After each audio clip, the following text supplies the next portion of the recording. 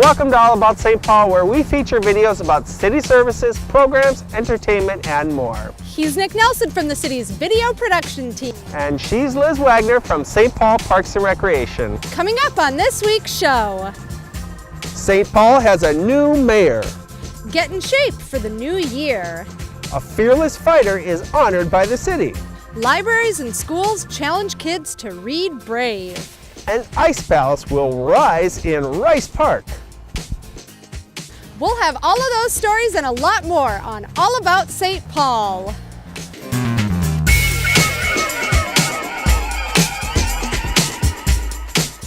We're hanging out at Arlington Hills Community Center today, a partnership between the St. Paul Public Library and St. Paul Parks and Recreation. Located at the corner of Payne Avenue and Maryland, Arlington Hills opened in 2014. Along with the endless programming available, the Arlington Hills Community Center also features a library, meeting spaces, a community learning lab, and the Createch Studio, a space for youth to exercise creativity through technology. And of course, there's the gyms and the fitness rooms. Now, the city has lots of ways to help you keep your New Year's resolution to stay fit and active. We'll find out more in just a bit. But first, to our top story. For the first time in 12 years, St. Paul has a new mayor. Melvin Carter III officially became the 54th mayor of St. Paul as he took the oath of office on January 2nd. The ceremony took place at Carter's alma mater, Central High School. Here's just a bit of Mayor Carter's inaugural speech. We have work to do to fulfill St. Paul's promise for every person in every part of our city. That work will center around three pillars: public safety, education, and economic justice.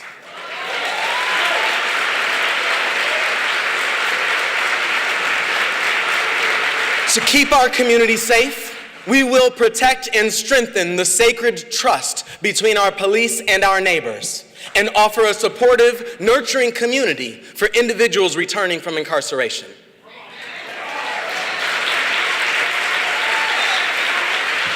To prepare our children for the future, we will build stronger partnerships between our schools, libraries, and rec centers, provide jobs and summer programs for our youth, ensure a strong start for our youngest children, and help families meet their goals. And we will invest to create jobs and opportunity in all of our neighborhoods, to ensure dignified housing, and to equip families with tools to turn income into wealth. You can see the entire inauguration ceremony here on the City Channel, daily at noon and 10 p.m. You can also watch the event on our YouTube channel at youtube.com/stpaulgov. If your New Year's resolution includes working out more, St. Paul Parks and Recreation has you covered. Let's go to Nick to find out more. With me now is Katie Foss of St. Paul Parks and Rec, and she's going to tell us about a few of the great programs to help us get active. Katie, what is Express Fitness? Express Fitness is a program that we offer to try and get people in our doors to get active, just to get in some fitness classes. The group fitness classes are offered in a variety of formats, of different styles of class, with a professional certified instructor.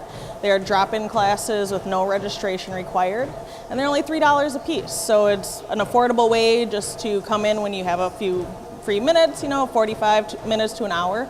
You can drop in wherever you're close. They're offered all around the city. So you don't have to always come to the same center. You can go to any location that works for you for that day. Well, classes can be a great motivator, but right now we're here in one of your fitness centers, so people are working out. What if folks just want to come on in and do their own thing? Definitely.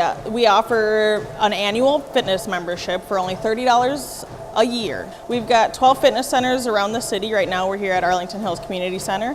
$30 for 1 year can get you a membership, getting access to all of those fitness centers where you can just drop in during their open hours and get a workout, whatever works best for you. Different cardio equipment, weights and machines, different options at each center. Well, if that's still not enough options, what are some other ideas? Sure, we've got walking tracks at a number of our rec centers that you can see behind us here. We've also got open gym hours even time where a lot of parents bring their kids and their kids play and they can have some active time with their kids, so it's a family event. If you want to get outside, we've got walking trails and dog parks, different things like that. Ice rinks at a variety of our parks right now, being that it is winter. So we've got a whole different variety of options that we can get to. Well, there you have it, folks. No shortage of ways to get out there, get active, and stay fit at your local rec center. Go to stpaul.gov/parks for more information. We hope you had a joyous holiday with friends and family. The St. Paul Police Department and Santa were able to bring some joy to those less fortunate who were spending the holidays in the hospital.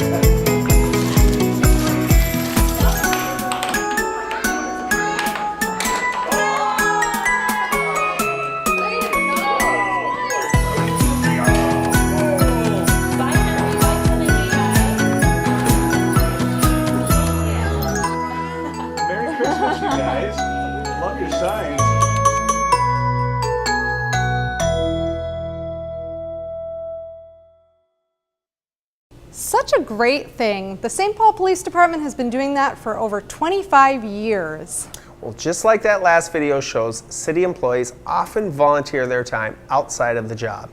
Once a year, an exemplary city employee is recognized for that with the Carl Nide Award.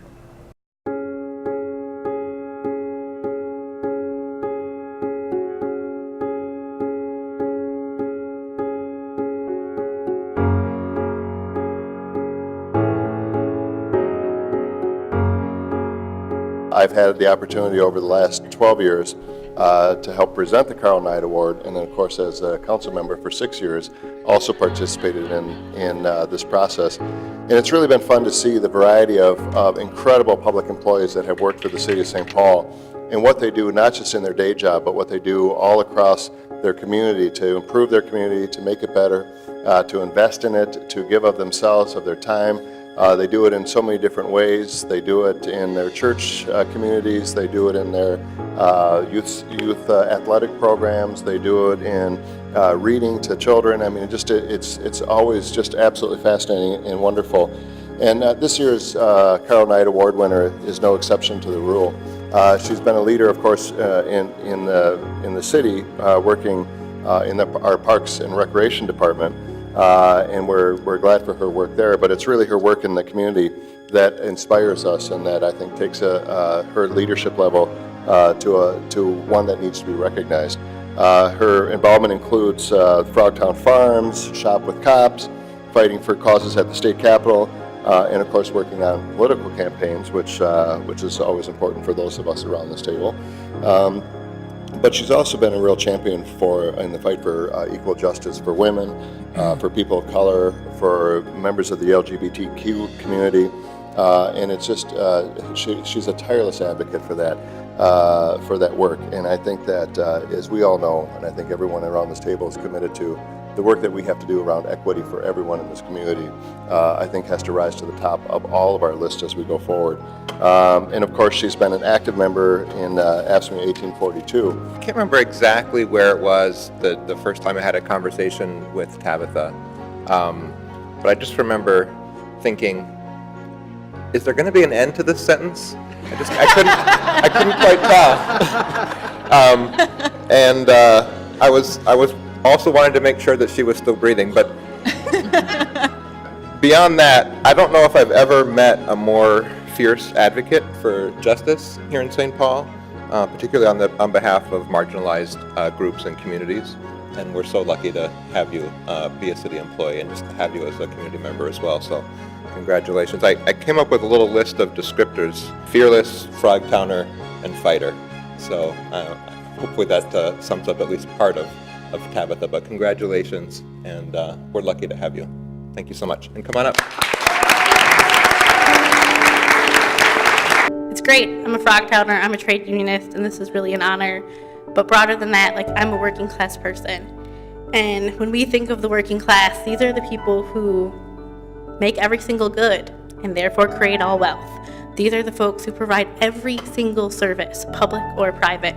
These are my AFSCME coworkers. These are the folks who provide safety to our city, whether that is DSI, who plow the streets today, and safe drinking water. And these are the people who raise our children, whether that's in schools, recs, libraries, Sprockets after school programs. These are the folks that do the work, and these folks need a voice so that we can hold ourselves and others accountable. Working people are going to win this. We're going to prevail. And there's a lot of sadness in our country, nationally, with politics right now. There's a lot of hopelessness. This tax bill. But this is the time. So Americans, we didn't do a lot. We kind of sat around since civil rights, reaping the benefits of the 90s. And those times are over. Highways are being shut down. People are calling out sexual harassers. We're actually talking about the causes of poverty and oppression, not just the symptoms. No more Band-Aid programs that deal with symptoms of poverty and social issues that come out of poverty, but actually getting to the root of what capitalism does as an oppressive system.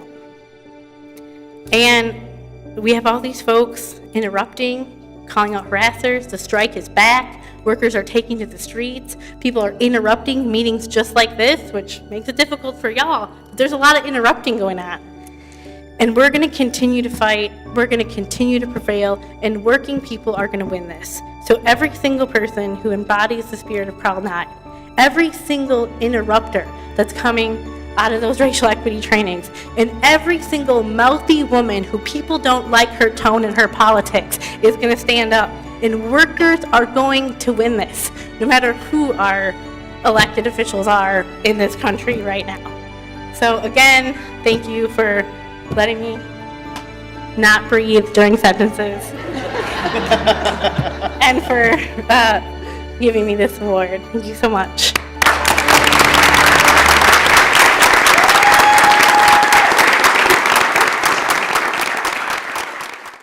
Once again, we're here at the Arlington Hills Community Center, which is a joint facility including both a rec center and a branch of the St. Paul Public Library.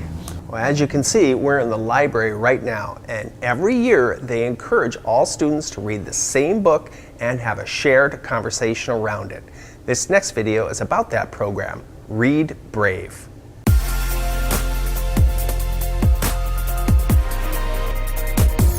So the Read Brave program is a one-book project where we try to get as many teens and adults in St. Paul to read the same teen novel. And we do this in order to have them have a common way to talk about an issue that's important to teens. So we want them to be able to have discussions about things that might be hard to talk about otherwise, but they're able to talk about it because they're talking about a book. The best part about Read Brave is that it gets students reading and talking about a book, and specifically a book they can relate to. The issues, some of them are maybe a little dicey, but they're things that all students, all young people face, and so it gives them a safe place in which to talk about it. If many people read the same book, and so you can share the idea, and if you don't understand some part, you can ask your friend or ask the teacher, and yeah, it's very fun to read a book. I really like this program because it's quite different what you do read by yourself and alone. You don't have, even you want to talk about the book with someone else, but you don't have anyone else to talk. Instead, when you got a bunch of people that are reading the same book, you kind of get into, into a discussion group. First of all, the book was very exciting, and when we read together, we discuss together, and that's very helpful. It made me like understand and get into the book more than when I read by myself.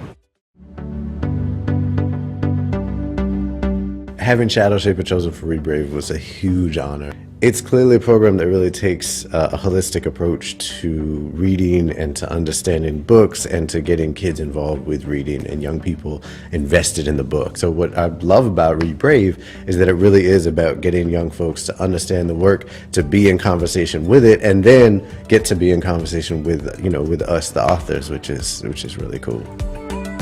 Watching the engagement between the author and the kids is my favorite part of this program because I get to see the teens make that connection of that this is a human being that created this book, that this book was made by somebody who really understood teens, understood teen issues, and they're not really afraid to talk about it.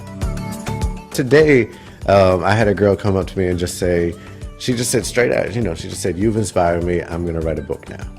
And it was so simple and straightforward, but that's exactly what, all that I want to do, like all that I hope to do with this visit is like get people to tell their own stories. And if they read Shadow Shaper, even without having met me, and see themselves in those pages on some level and feel like that their story matters and they can now tell their story somewhat more because of that, then that's mission accomplished.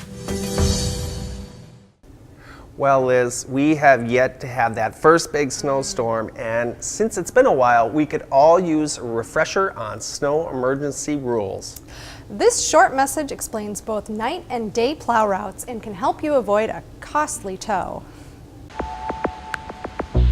A snow emergency is usually declared after snowfalls of 3 inches or more, or an accumulation of 3 inches over several days. Public Works typically announces the snow emergency no later than 3 p.m. This means that all residential streets will be plowed. It's important to know that parking is banned on snowplow routes until the snow is plowed all the way to the curb, and tow trucks will remove vehicles parked on plow routes. Here's what you need to know to avoid a tow. All streets are either a night plow route or a day plow route. Starting at 9 p.m. the night a snow emergency is declared, all night plow routes will be plowed to the curb. These streets are marked with signs that say Night Plow Route, and one side of north-south residential streets are marked with signs that say Night Plow Route, this side of street. Day plow routes don't have signs. They are east-west residential streets and the side of the north-south streets without Night Plow Route signs. These are plowed after all night plow routes have been cleared, which is usually around 8 a.m. the following day. To stay informed of snow emergencies, sign up for Snow Alert at stpaul.gov/snowalert and receive an email and/or text message when a snow emergency is declared. Call the 24-hour snow emergency hotline at 651-266-PLOW or follow us on social media. Well, a surefire way to keep track of all that and not get towed is with the city's Winter Snow Parking app. Search St. Paul Winter Snow Parking in the App Store or on Google Play.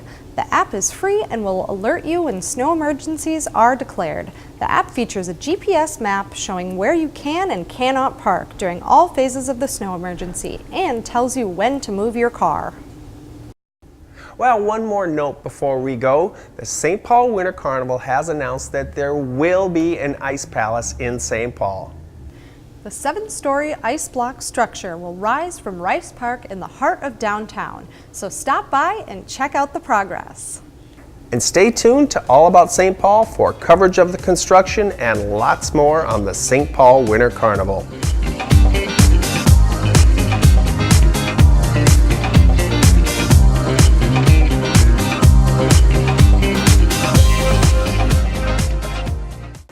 Well, that's our show for this time. You can find all the city's videos online at youtube.com/stpaulgov. Now, we couldn't do a segment on fitness and not practice what we preach, so we're gonna get our workout in. Okay, Liz, 5 miles, loser buys lunch. You're on. See you next time.